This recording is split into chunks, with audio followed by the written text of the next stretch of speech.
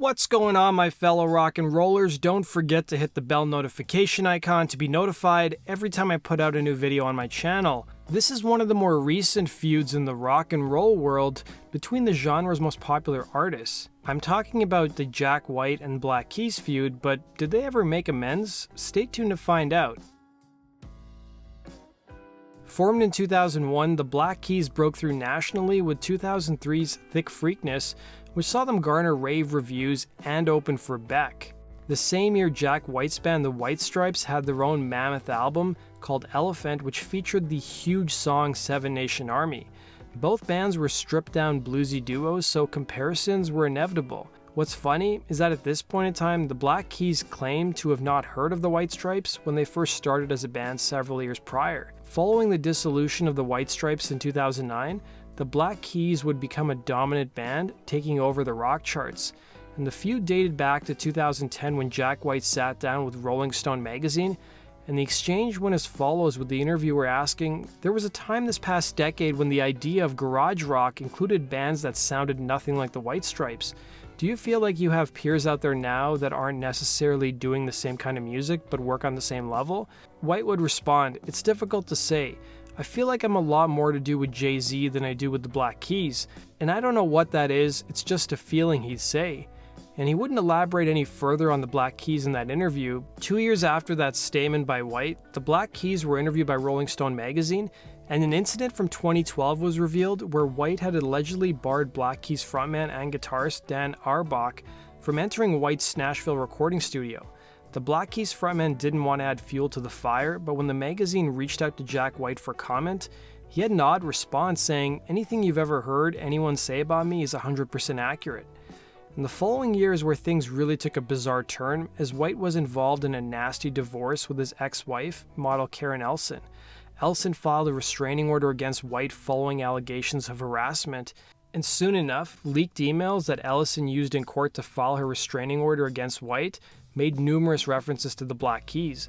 Those emails would show how infuriated White was when he learned his children were attending the same school as the children of Keys frontman Dan Auerbach.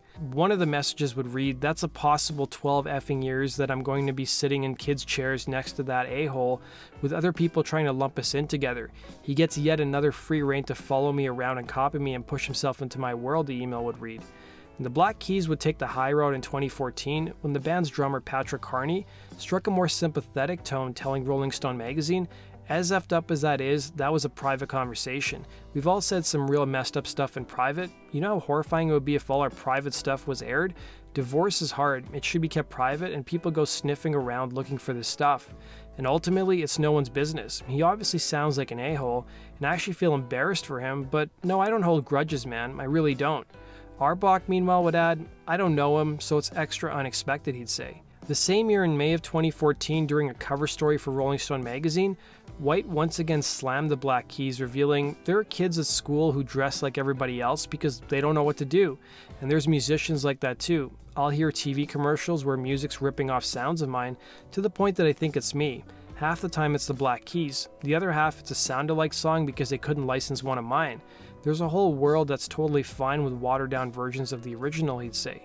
In the same interview, he'd add, "Some people will hear that and say, oh, Jack White thinks he's the first person to play the blues. But certain acts open up a market for certain style. Amy Winehouse, did she invent white soul? Wearing a beehive? No, but she did something brand new and fresh, all together as a package. And you see who's in her wake, from the Duffys to Lana Del Rey's. Adele selling 20 million records? That wouldn't have happened if Amy Winehouse was alive. The White Stripes did the same thing, and in our absence, you're going to find someone to fill that, and you get a band like the Black Keys, who said they've never heard of the White Stripes. Sure." In that same interview, White would also take some digs at his former White Stripes bandmate, Meg White, and he would quickly issue an apology letter where he apologized to the Black Keys, revealing the following: "I wish the band the Black Keys all the success they can get.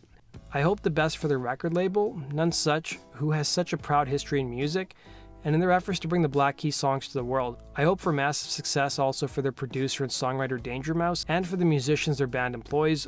Now, things would remain calm for about a year until drummer Patrick Carney opened his mouth in 2015, claiming that he had an altercation with Jack White. Now, details around the incident are still unclear, but the drummer would claim he was at the Lower East Side bar called the Cabin Down Below, performing at a Neil Young tribute show at the Bowery Ballroom. Also in attendance was Jack White, and Carney would delete his initial tweets, but here's what he tweeted originally, saying, "I've never met Jack White until last night. He came into the bar in NYC I go to with a lot of few friends and tried to fight me. I don't fight and don't get fighting, but he was mad. He is why I play music. The bully a-hole who made me feel like nothing.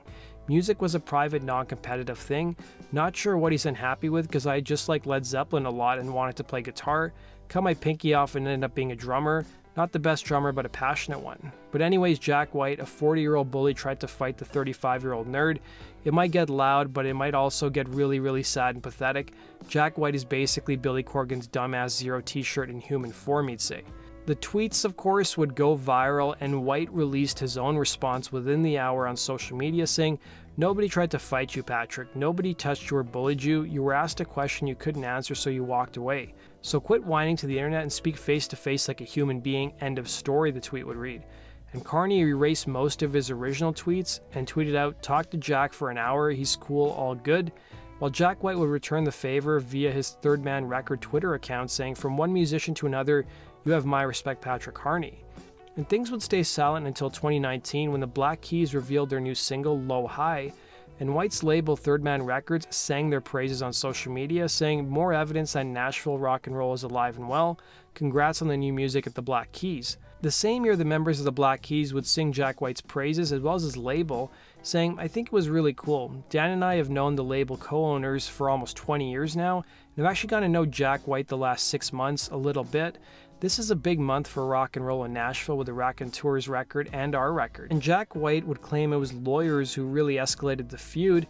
He would say, "I respect all rock and rollers. I think the beef was with some lawyers trying to screw me over and trying to take something out of context. Patrick Carney stopped by for while we were recording this Raconteurs album and let me borrow a microphone. That was cool of him." That does it for today's video, guys. Thanks for watching. Let me know your thoughts in the comment section below. And as always, if you have suggestions for future topics, let me know them as well. Take care.